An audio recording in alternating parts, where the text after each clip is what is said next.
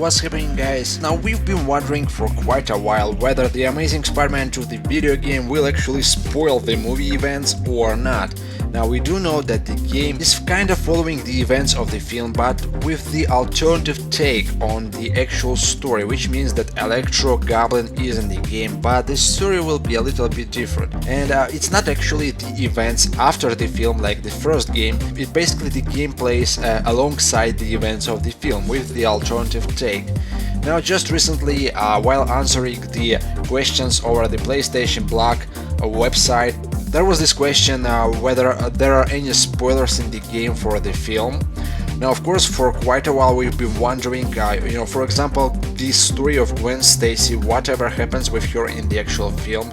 It's a major plot element and a major plot detail. Well, apparently not really. Now, Beenox said that there are some spoilers about Max Dillon and Harry Osborn, but only if you know nothing about these characters. If you read about them in the past, you probably know their backstory a bit. Now, these are all the spoilers according to Beenox, so presumably, let's say Gwen Stacy dies in the film, well, she won't really die in the game, unless there's something they're not really telling us. Now, this was a question, a huge question for quite a while now, whether she will actually die in the game, or perhaps the game will take the alternative story, which means that, maybe Gwen will go to London, to Oxford to study in the game, therefore we won't see her there, but the Gwen Stacy voice actress is actually announced, so Gwen's character will be actually in the game.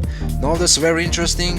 The game is taking the alternative take on the events of the film, but apparently, if Gwen dies in the film, the game just ignores this fact. Well, of course, there's another version, which means that Gwen Stacy won't really die in the film.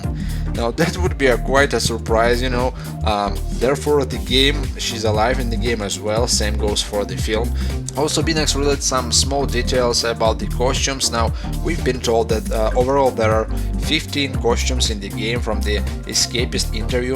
Well, apparently there are 13 costumes that can be unlocked through the game, and 6 costumes will be available as a gift with the purchase or actually as a downloadable content. And of course, they finally confirmed that comic books are back if you can collect and unlock comics, and there will be some audio logs and technology beats just like in the first game, and you can use them to upgrade your arsenal and as well as probably web shooters. Now, tell me what you guys think about it. Can we take this as a grant, since the game is kind of following the events of the film with the villains such as Electro and Green Goblin, but it's an alternative story, but still, are they going to ignore Gwen Stacy's death if it happens actually in the film, or there is no Gwen Stacy's death in the film? Once again, that would be a huge surprise.